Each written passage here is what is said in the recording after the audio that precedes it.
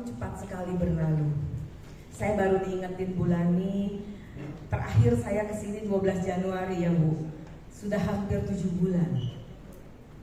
Ya 7 bulan cepat sekali berlalu. Bapak Ibu, kalau kita bicara soal iman, ya mungkin semua kita udah paham lah, udah ngerti lah apa itu iman gitu. Tapi sekarang kita mau pertanyakan pada diri kita sendiri. Sudahkah kita membuktikan iman percaya kita? Kita mengaku, kita seringkali juga mengucapkan pengakuan iman rasuli. Aku percaya kepada Allah Bapa yang Maha Kuasa dan seterusnya. Tapi sudahkah dalam kehidupan setiap hari kita membuktikan, kita memanifestasikan iman percaya kita itu? Orang nggak tanya lagi siapa kita, atau orang juga nggak pusing kita mau agama apa. Tapi orang melihat apa yang kita lakukan, apa yang kita ucapkan, apa yang kita kerjakan, apa yang menjadi respons kita terhadap setiap kejadian. Itu yang orang-orang lihat. Orang nggak lihat hati kita, orang nggak bisa lihat baca hati kita. Hanya Tuhan dan kita yang tahu. Tapi orang sekitar kita melihat bagaimana kita berkelakuan, dan itu menunjukkan bagaimana kualitas iman kita. Nah, Ibrani 11 ayat 1 mengatakan iman adalah dasar dari segala sesuatu yang kita harapkan dan bukti dari segala sesuatu yang tidak kita lihat. Paulus kepada jemaat di Ibrani menjelaskan kalau iman itu adalah segala sesuatu yang kita harapkan dan bukti dari segala sesuatu yang kita nggak lihat. Jadi iman ini bicara soal dasar, iman bicara soal fondasi dari kehidupan kekristenan kita. Itu sebabnya kenapa iman itu sangat penting. Iman berbeda dengan sekedar percaya saja. Iman harus dibuktikan. Karena iman selalu bicara mengenai sesuatu yang aktif, sesuatu yang bisa kita kerjakan dan harus ada tindakan itu. Artinya nggak bisa disebut iman kalau kita tidak membuktikan apa yang kita percayai. Saya bisa saja berkata kepada Bulani atau Pak Hasan, saya percaya Bapak Ibu percaya. Bener nih, bener. Yuk kita bisnis. Aduh kayaknya enggak nih gitu. Lah percaya seperti apa yang seperti itu? Tapi kalau saya benar percaya, waktu saya diajak bisnis, yuk kita bisnis Bu, kita buka sesuatu nih di Bali gitu. Yuk, ayo kita hitungan. Saya punya modal segini Pak, ayo. Itu membuktikan saya percaya. Kita percaya bahwa air minum enggak ada. Air minum itu bisa menghilangkan haus. Tapi bagaimana kita membuktikannya? Yaitu kalau kita berani buka minum botol itu dan kita meminumnya, kita merasakannya. Itu baru percaya yang benar. Baru itu bisa dikatakan sesuatu yang dikatakan iman. Nah, firman Tuhan tidak berarti banyak dalam hidup kita. Bahkan bisa menjadi tidak berarti kalau kita tidak melakukannya. Kalau kita hanya menjadi pendengar, tidak melakukan, tidak jadi pelaku iman, percaya kita percuma. Dan firman itu tidak berarti banyak. Banyak orang percaya kepada Yesus, tapi ketika disuruh mengikuti jalan Yesus, mereka keberatan. Banyak orang mengaku ngerti Alkitab, bahkan hafal Alkitab, tetapi ketika dituntut untuk melakukan firman itu dalam Alkitab, mereka keberatan. Karena harus melepaskan segala sesuatu, karena itu Tuhan harus menderita, karena harus ada penyangkalan diri dan sebagainya. Mereka mau selamat, mereka mau masuk surga, tetapi mereka gak mau bayar harganya. Bapak Ibu, Paulus melanjutkan dalam ayat ke-6, tadi Ibrani 11 ayat 1, ayat ke-6 dikatakan gini. Tetapi tanpa iman, tidak mungkin orang berkenan kepada Allah. Makanya iman penting. Sebab barang siapa berpaling kepada Allah, maksudnya berpaling menghadap Allah, ia harus percaya bahwa Allah ada, dan bahwa Allah memberi upah kepada orang yang sungguh-sungguh mencari Dia. Nah, perhatikan, iman ini sangat luar biasa. Iman merupakan dasar dari segala sesuatu.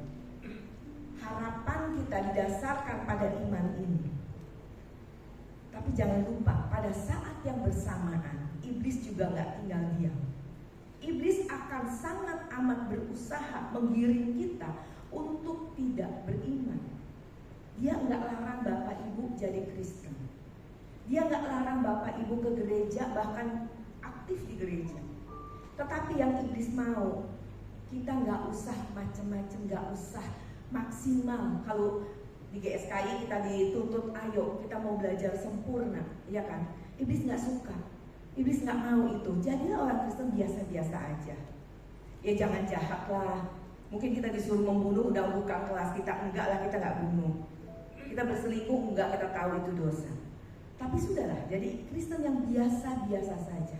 Nggak usah jadi corpus delicti, nggak usah jadi sempurna. Karena apa? Karena iblis mau menunda sekian lama supaya dia tidak cepat untuk dihakimi, tidak cepat untuk menerima hukuman. Dan usaha dia adalah tidak membuat orang menjadi sempurna. Alkitab katakan jika angka bilangan itu genap, maka Tuhan akan datang kembali. Nah, iblis menunda angka itu sampai genap. Dengan cara apa? Membuat kita tidak membuktikan iman percaya kita dengan benar. Cukup jadi orang Kristen biasa-biasa saja. Dan di samping itu, iblis juga menanamkan kekhawatiran. Iblis menanamkan ketakutan. Dunia makin gak sempurna, dunia makin jahat, dunia makin gak tentu, bencana alam, perkiraan atau ramalan bencana sudah di sana sini. Dan kita tidak bisa pungkiri bahwa bumi kita makin tua, kemungkinan untuk bencana sangat besar. Itu membuat kita khawatir. Aduh, gimana masa depan saya? Aduh, gimana anak cucu saya? Aduh, gimana dengan semua materi yang saya punya? Area permainan iblis, area kekuasaan iblis adalah menanamkan kekhawatiran, menanamkan ketakutan. Apakah itu kedudukan, apakah itu materi, apakah itu penampilan. Dan dia akan coba segala cara untuk mempengaruhi kita. Karena dia tahu bahwa iman menarik kita kepada hal-hal yang baik, menarik kita kepada hal-hal yang positif. Sedangkan ketakutan dan kekhawatiran menarik hal-hal yang negatif, hal yang jahat.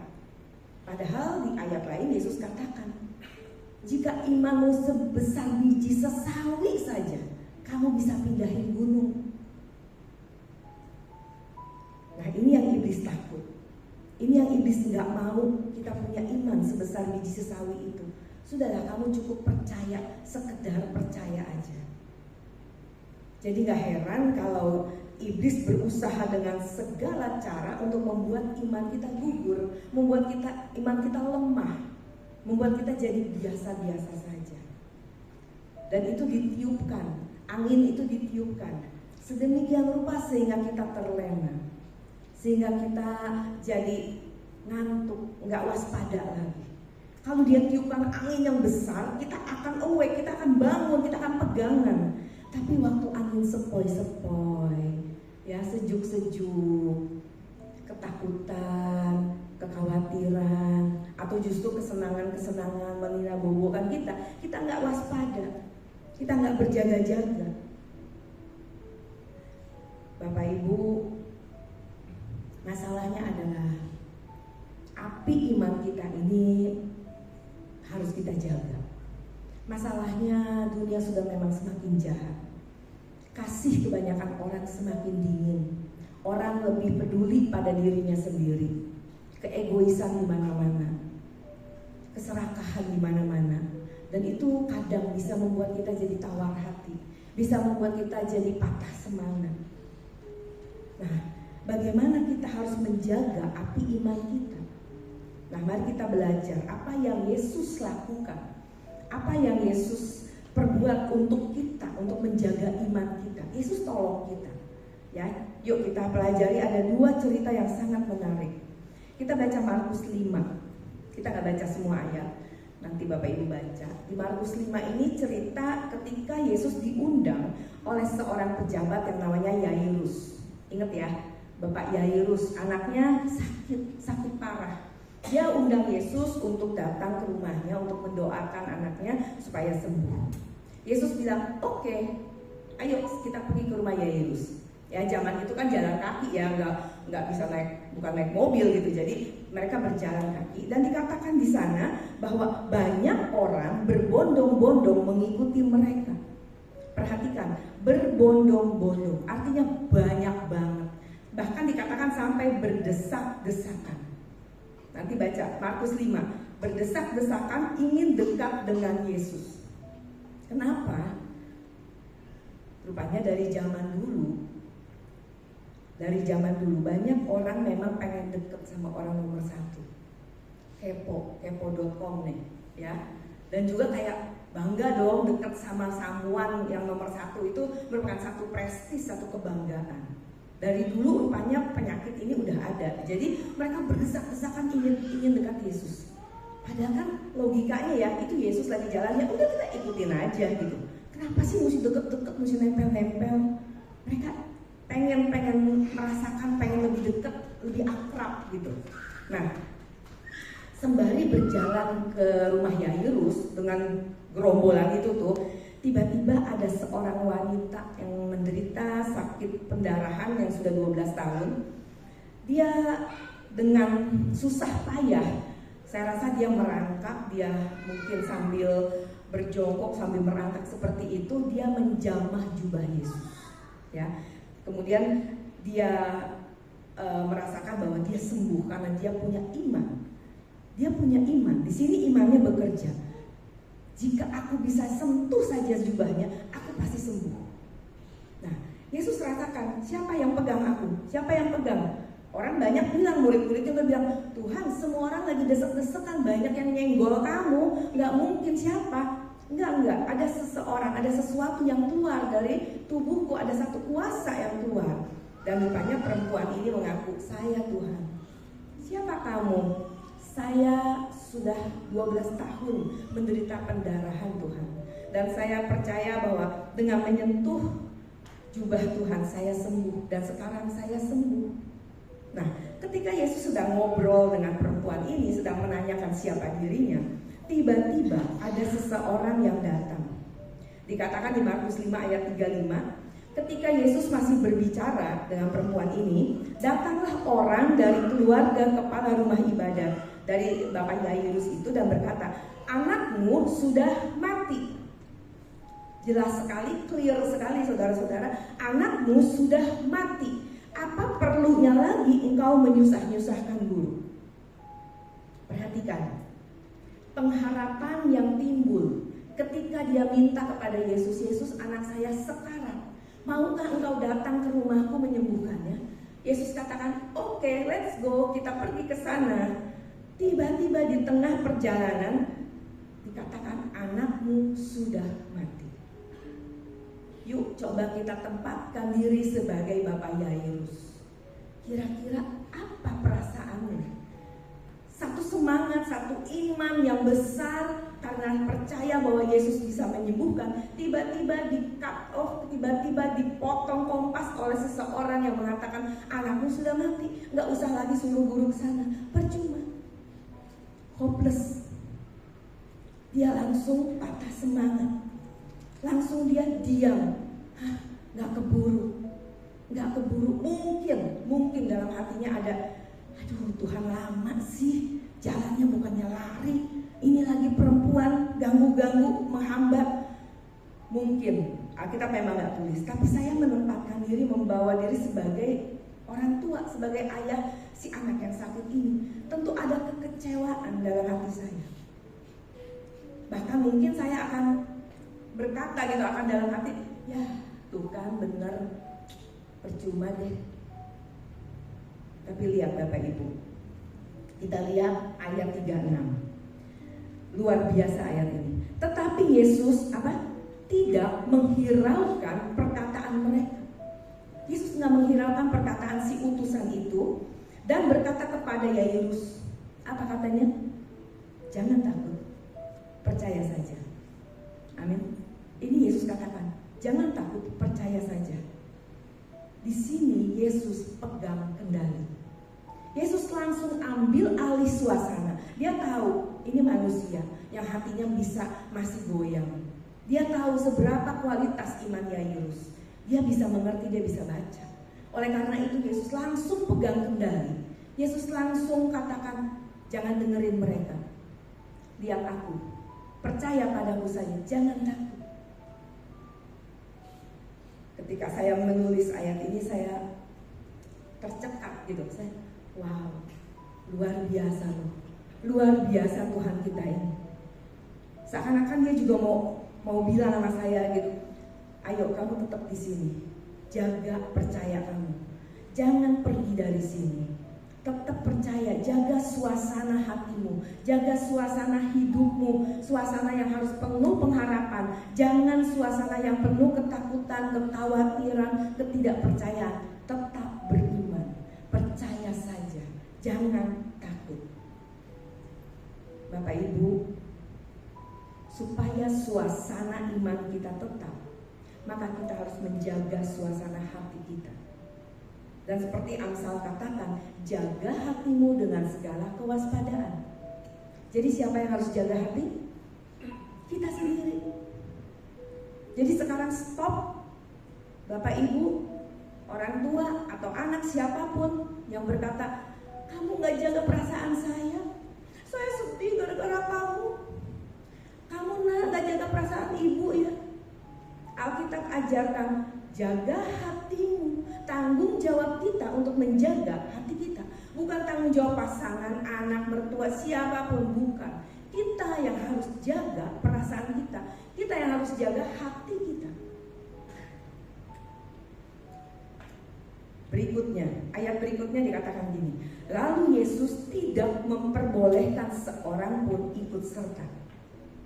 Bayangin, tadi dikatakan banyak orang berbondong-bondong dan berdesak-desakan mau ikut. Nah, tiba-tiba Yesus berkata, no, tunggu di sini, gak usah ikut lagi. Saya kagum dengan tindakan Yesus. Dia melindungi iman Yairus dengan dua perkara ini. Pertama, dia ingatkan, dia sabdakan, dia kuatkan, lihat aku, selalu pandang aku, percaya, jangan takut. Dan yang kedua, lepaskan diri kamu dari orang-orang yang tidak membuat kamu semakin berdewasa, membuat kamu semakin beriman. Dia stop rombongan orang-orang itu. Bapak Ibu, bukankah hal ini juga berhubungan dengan hidup kita sehari-hari? Bukankah ada atau jangan-jangan banyak orang yang mau kepo dengan urusan kita, orang yang mau tahu urusan kita, padahal mereka nggak mau bantu. Mereka cuma seneng aja tahu cerita tentang kita, apa yang sedang kita rasakan, dan bisa jadi itu menjadi bahan dia untuk menggosip kiri kanan. Gak salah kita sharing dengan seseorang, gak salah kita minta pendapat orang. Tapi jangan hal-hal hidup kita, terutama untuk hal-hal yang pribadi, menjadi konsumsi umum, tidak menjadi berkat. Gak salah kita cerita, kita punya kesaksian, silahkan.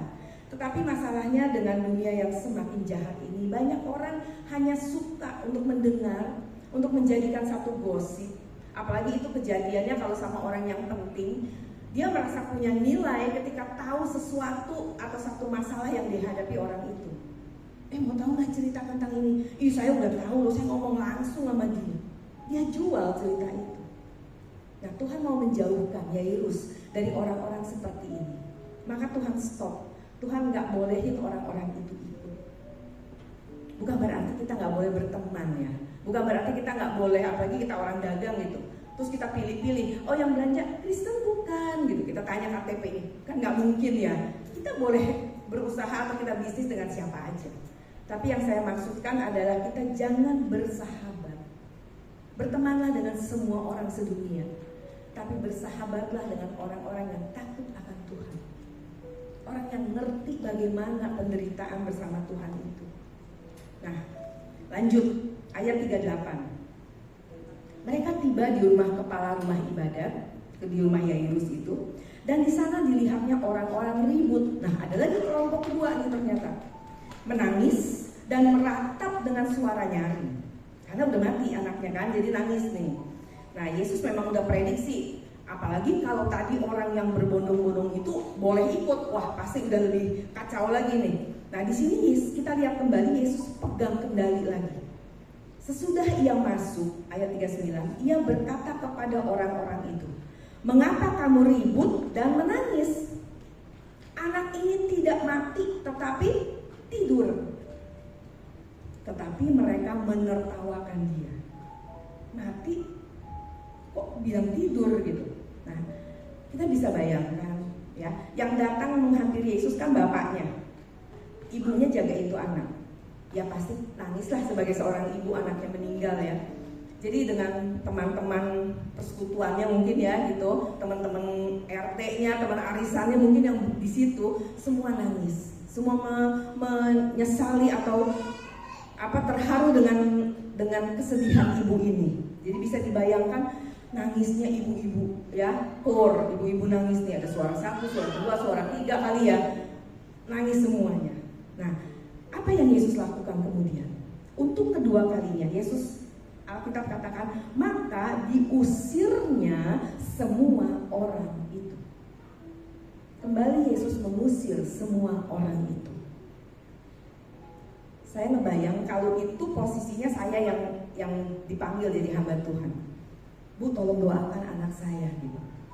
Terus saya usir semua orang. Wah, mungkin saya akan dibilang, wih gile, sombong kali itu pendeta, sombong kali itu orang. Kok kita diusir? Bisa jadi ya. Mungkin orang-orang saat itu juga berkata, siapa sih? Kenapa mesti diusir sih? Ya, tapi kita percaya dan kita belajar hari ini bahwa di sini tindakan Yesus karena dia mau jagai iman Yairus. Bayangkan sekali lagi, saya minta Bapak Ibu bayangkan sebagai Bapak Yairus memohon anaknya untuk sembuh, timbul harapan karena Yesus mau ke rumahnya. Pasti wah seneng, di jalan mungkin dia ayo Tuhan, ayo cepat. Tiba-tiba terhalang ada yang perempuan itu dan ada orang yang memberi kabar yang negatif itu. Sekarang sampai di rumah benar-benar kenyataannya dia lihat anaknya mati. Maka Tuhan melindunginya dengan mengusir semua orang itu. Dikatakan lalu dibawanya ayah dan ibu anak itu dan mereka yang bersama-sama dengan dia masuk ke dalam ke kamar itu. Bersama-sama dengan Yesus itu hanya 3 orang, Yakobus, Yohanes dan Petrus. Lalu dipegangnya anak itu, katanya talitakum, yang artinya hai anak, aku berkata kepadamu bangunlah. Nah, kita mendapat pelajaran penting dari perikop ini, bagaimana Yesus berperan dalam hidup kita. Yesus menjaga iman kita, membantu kita untuk menjaga dengan memberitahu, dengan memisahkan kita. Sekali lagi bukan berarti kita harus menyendiri dan gak ketemu siapa-siapa, bukan. Tetapi kita mesti ingat satu hal yang Tuhan mau ingatkan, kata-kata itu bisa membangkitkan iman. Tapi di satu sisi kata-kata juga bisa memadamkan atau melemahkan iman. Jadi Yesus mau kita belajar bagaimana kita harus menyaring, bagaimana kita harus memfilter perkataan, termasuk bacaan yang kita dengar, yang kita konsumsi. Apalagi dengan media yang sekarang sudah begitu terbuka, begitu mudah, begitu banyak akses bisa kita unduh. Roma 10:17 katakan iman timbul dari pendengaran. Nah, kalau hari ini kita mau iman kita tetap bertumbuh, kita mau jaga iman kita, maka kita harus buka pendengaran kita. Tetapi pendengaran akan apa? Pendengaran akan firman, pendengaran akan perkataan Tuhan. Jadi sekali lagi kita lihat di sini betapa pentingnya Bapak Ibu orang-orang yang ada di sekeliling kita. Terutama pada saat kita sedang mengharapkan pertolongan Tuhan, pada saat kita sedang berharap, pada saat kita sedang pakai iman kita. Di situ iblis bisa menyusup dengan menitipkan, dengan mengirimkan orang-orang yang melemahkan iman kita. Lewat apa? Lewat percakapan, lewat persahabatan kita, lewat keseharian kita. Sangat penting untuk kita menjaga siapa support system kita, orang-orang di sekitar kita. Saya ingat bagaimana gembala senior kita, Pak Era, selalu berkata, kamu harus berani meninggalkan pertemanan dengan orang yang tidak takut Tuhan. Kamu harus berani melepaskan pertemanan yang tidak berdaya guna untuk membuat kamu semakin dewasa atau semakin sempurna. Dan sebaliknya, ikat persahabatan dengan orang yang takut Tuhan, yang mengerti bagaimana untuk berjuang, bagaimana untuk membela pekerjaan Tuhan. Nah, cerita kedua, bagaimana Tuhan juga menolong seseorang menjaga imannya.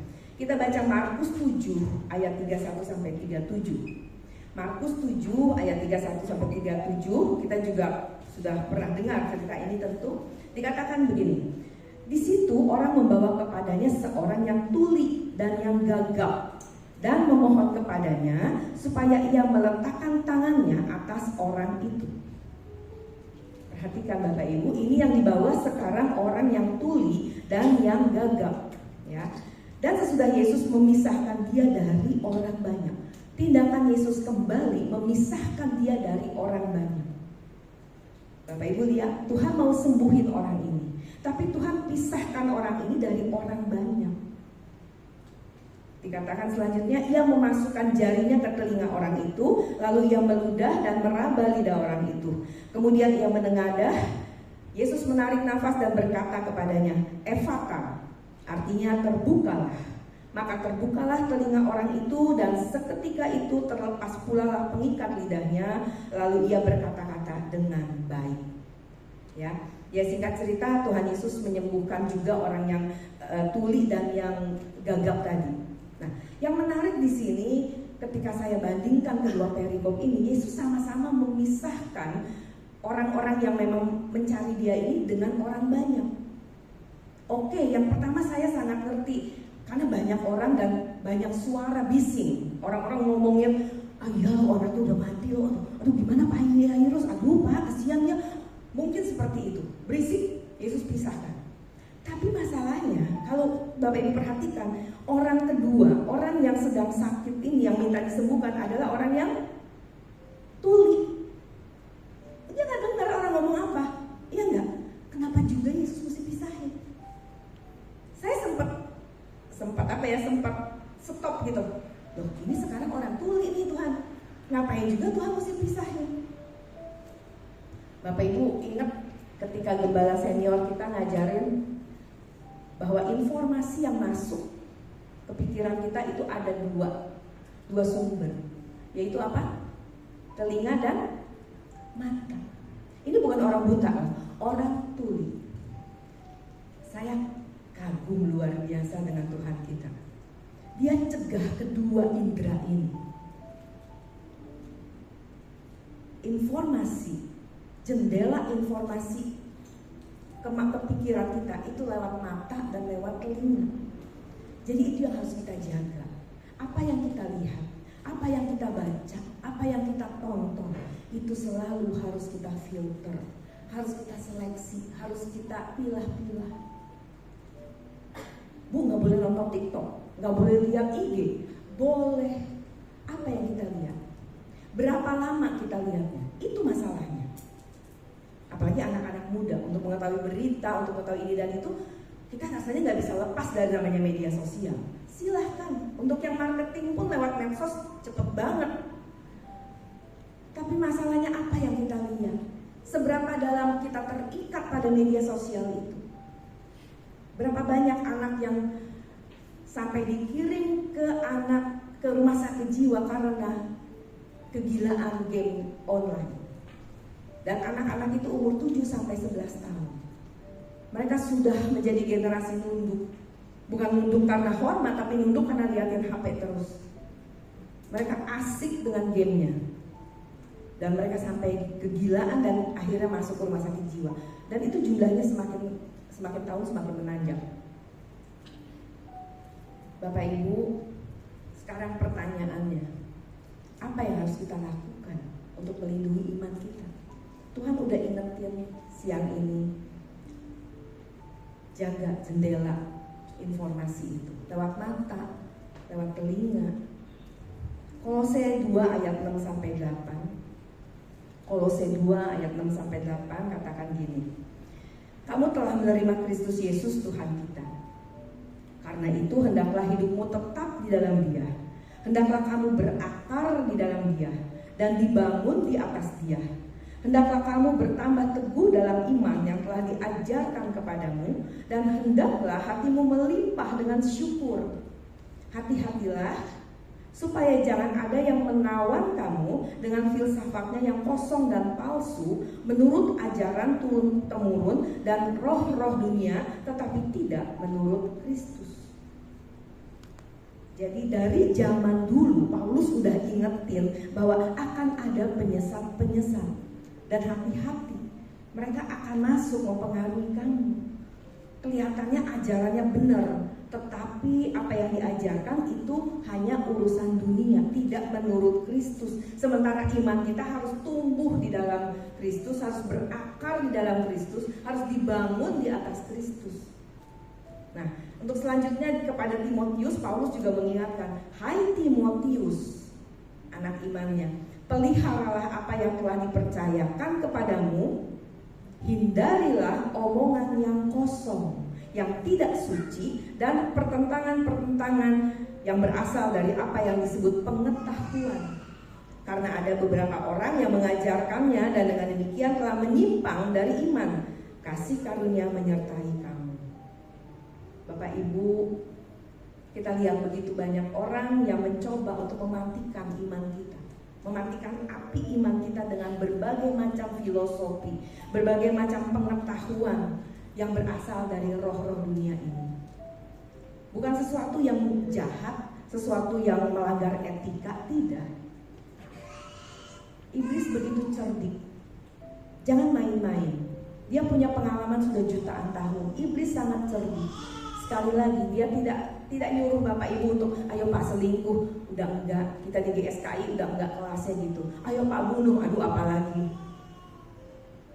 Tetapi dia memberi kita ketakutan, dia memberi kita kekhawatiran sehingga kita nggak bisa bertumbuh. Atau sebaliknya dia memberi kita kenyamanan sehingga kita lupa mengucap syukur. Kita terlalu tenggelam dengan kesenangan-kesenangan, atau kita tenggelam dengan masalah-masalah kita. Nah, salah satu ciri Bapak Ibu orang yang imannya bersumber kepada Kristus adalah pasti bisa mengucap syukur. Orang yang imannya bersumber kepada Kristus pasti hatinya melimpah dengan ucapan syukur. Nah, izinkan saya bertanya kepada Bapak Ibu sekarang, apakah hati Bapak Ibu Saudara melimpah dengan ucapan syukur? Atau apakah penuh dengan keluhan? Hidup penuh dengan masalah, setuju. Dan rasanya masalah kita gak selesai-selesai, bahkan bisa-bisa makin bergulung, makin besar. Tapi dalam segala perkara, apakah kita masih tetap bisa bersyukur dan berkata, aku percaya Tuhan bekerja dalam segala perkara untuk mendatangkan kebaikan? Apakah kita masih bisa berkata seperti itu? Tidak semua jalan hidup kita itu mulus. Ya, kadang kita harus masuk lembah yang curam, harus mendaki gunung yang tinggi, harus menghadapi laut yang harus kita belah. Tapi masalahnya bagaimana sikap hati kita dalam setiap keadaan itu. Kalau kita ingat bahwa kita waktu datang, waktu lahir kita telanjang, dan kita pulang pun nanti akan telanjang, kita gak bawa apa-apa. Jadi kalaupun kita hari ini ada sebagaimana kita ada, itu semua karena anugerah Tuhan, semua karena kehendak Tuhan, semua karena pemeliharaan Tuhan. Kita gak berhak dan kita tidak boleh untuk sombong. Apapun yang ada, semua seizin Tuhan. Dan apa yang Tuhan percayakan hari ini kepada kita, baik itu materi, mungkin kesehatan, atau keluarga, apapun posisi kepandaian, kita harus maksimalkan untuk pekerjaan Tuhan lewat posisi kita masing-masing. Bukan berarti semua harus bisa khotbah, bukan berarti semua harus bisa jadi WL, bukan. Siapapun kita hari ini, apapun posisi kita hari ini, kita bisa mengabdi kepada Tuhan, kita bisa melayani Tuhan. Tadi kita udah nyanyi, kita jawab ya. Katakan Tuhan, apa yang kau ingin aku lakukan. Jangan karena nada lagunya enak lalu kita nyanyi, padahal kita gak menghayati kata-kata itu.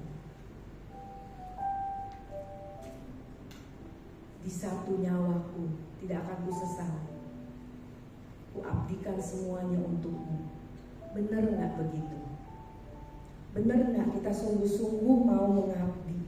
Benar-benar kita mau menjadi manusia ilahi?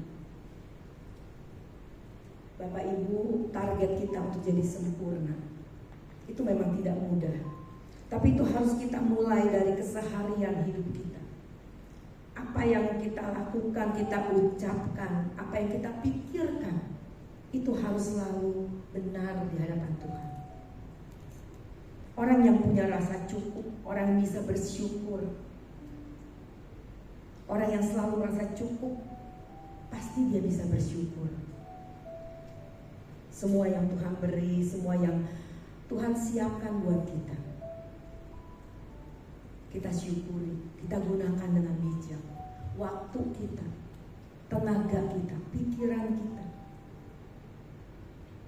Berapa hari lalu anak-anak STT lagi ngobrol, tapi yang udah alumni, mereka tanya ke saya gini, boleh gak saya tanya Bu, satu rahasia, kenapa Ibu bertahan seperti hari ini?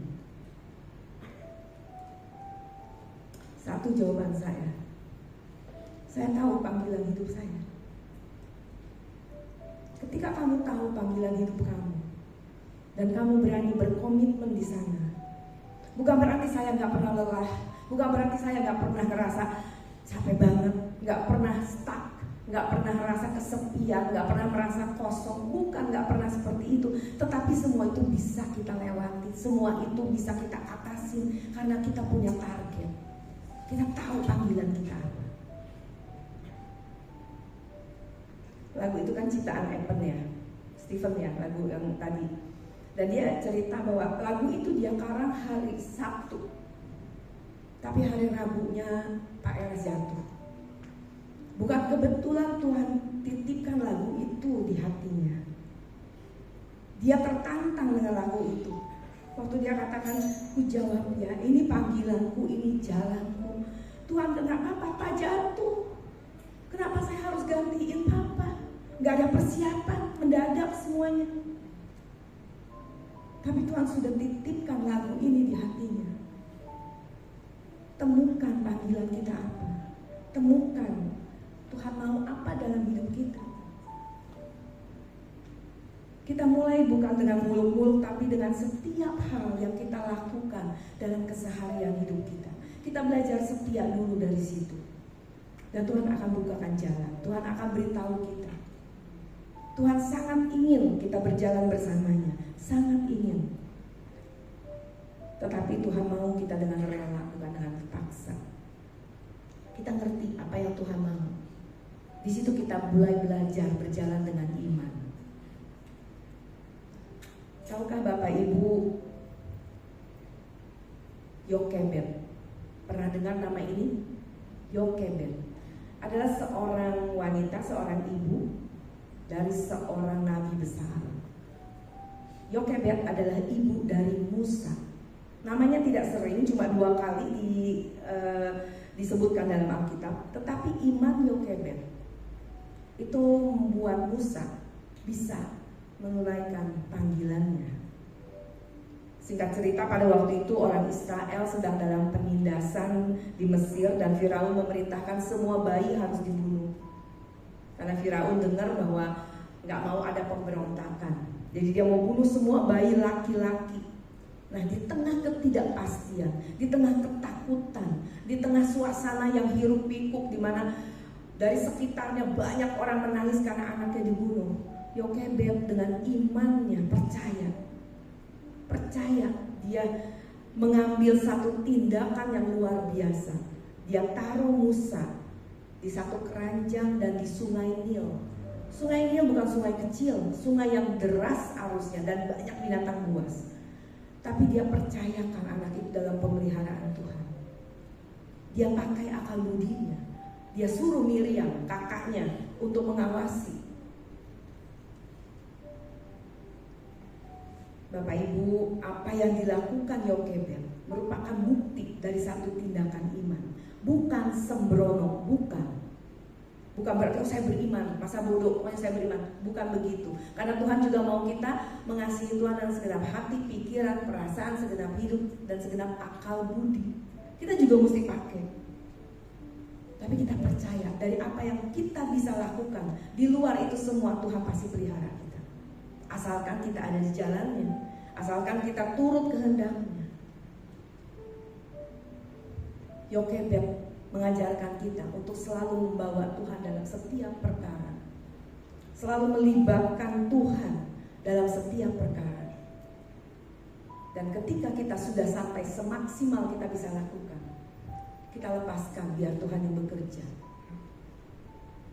Jangan paksa dengan rencana kita, dengan paksa dengan planning kita, dengan rencana kita, dengan situasi, dengan strategi kita. Kita biarkan Tuhan yang bekerja. Saya sudah lakukan bagian kita. Ingat gembala senior kita katakan apa? Ketika dalam keadaan sulit dan kita udah gak tahu lagi mesti berbuat apa, dia ajarkan satu kata. Ada yang ingat? Yang ingat adalah payung. Ya Bulani siapin payung. Merem. Pernah dengar? Gembala kita bilang merem. Bukan merem berarti gak mau peduli, bukan. Yuk kita belajar berserah. Tuhan akan pegang kendali hidup kita setelah kita hidup maksimal bertanggung jawab. Amin. Pertama, lakukan dulu tanggung jawab kita. Setelah itu Tuhan pasti ambil kendali. Tuhan pasti akan atur hidup kita. Tuhan pasti akan bekerja dalam segala perkara. Pada satu saat ada seorang pemuda kecemplung ke laut. Dia lagi ikut sebuah kapal pesiar, lagi nyebrang dari pulau ke pulau. Dia kecemplung ke laut, nggak tahu kenapa. Orang-orang semua sibuk teriakin, pemuda jatuh, sini, buat teriak. Lalu tiba-tiba ada satu orang yang berkata, di kapal ini saya tahu ada juara renang. Panggil dia, mungkin dia bisa tolongin. Saya nggak berani, saya nggak bisa berenang bahkan. Dicari. Dapatlah si juara renang ini. Singkat cerita, dipanggillah dia untuk sampai di geladak kapal situ. Dikasih tahu, itu loh pemuda jatuh. Ayo kamu kan juara renang, ayo tolongin. Apa yang dilakukan sang juara renang itu? Dia diem. Semua orang lihatin, kok diem? Kamu kan juara, kamu kan bisa berenang, kamu jago berenang. Ayo ini pelampungnya, ayo gitu. Orang yang jatuh tadi, ya berusaha lah dengan sekuat tenaga. Dia gak bisa berenang, tapi dengan sekuat tenaga dia berusaha untuk tidak tenggelam. Sampai akhirnya dia kehabisan nafas, sampai akhirnya dia kehabisan tenaga. Dan dia diam. Pada saat dia diam, sang juara renang itu terjun dan menarik dia ke atas. Semua bersorak ketika bisa diselamatkan yang jatuh itu. Tetapi mereka bertanya, kenapa kamu baru tolong? Kenapa menunggu sampai dia sekarat begitu? Sang juara renang menjawab, saya gak bisa tolong ketika dia masih menggunakan kekuatannya sendiri. Bapak Ibu, bukankah seringkali kita seperti pemuda yang kecemplung itu? Kita berusaha dengan segala kekuatan kita yang tanpa arah, tanpa minta pimpinan Tuhan. Jadi jangan salahkan kalau Tuhan hari ini masih menunda menjawab doa kita. Mungkin karena kita yang belum nurut, karena kita belum lepasin semuanya ke Tuhan. Kita yang ngatur Tuhan. Kita seringkali bukan nanya Tuhan, kita cuma ngasih tahu, Tuhan saya mau bisnis, berkatin ya. Loh, kan mestinya Tuhan saya mau bisnis, ini boleh enggak? Ini kadang-kala kita jujurnya Tuhan saya mau bisnis, berkatin. Kan cuma ngasih tahu, bahkan nyuruh lagi. Yakobus kan bilang, aku mau bisnis ke kota ini dan aku untung, udah ngitung loh Yakobus. Tapi kalau bukan Tuhan kehendaki, aku gak pergi. Kan harusnya begitu ya. Tapi seringkali kita yang atur kendali dan kita minta Tuhan berkati aja. Bapak Ibu, berserah berarti tetap meyakini bahwa Tuhan bekerja dalam segala perkara. untuk mendatangkan kebaikan buat kita setelah kita lakukan yang terbaik yang bisa kita lakukan. Dan ingat, ada satu kepastian di tengah situasi yang serba tidak pasti itu, bahwa Allah pasti akan menolong kita untuk melewatinya. Percayalah. Ingatlah apa yang Tuhan katakan. Lihat aku, pandang aku, percayalah, jangan takut. Dan yang kita harus lakukan, ayo kita mulai seleksi support system kita. Siapa orang-orang yang mempengaruhi hidup kita? Jangan orang-orang yang tidak berdaya guna untuk menyempurnakan kita. Jangan orang-orang yang malah membuat kita makin jauh dari Tuhan. Kita harus seleksi support system kita. Yang kedua, kita harus berakar di dalam Kristus. Miliki rasa cukup sehingga kita selalu bisa bersyukur. Dan kita harus belajar untuk melepaskan apapun yang Tuhan mau. Kita jawab ya atas apapun yang Tuhan mau kita lakukan. Dan terakhir Bapak Ibu, bawa pulang kalimat ini. Di tengah situasi yang terburuk sekalipun, percayalah Allah tetap memegang kendali. Itulah sebabnya bersandar kepada Allah merupakan satu-satunya pilihan yang benar.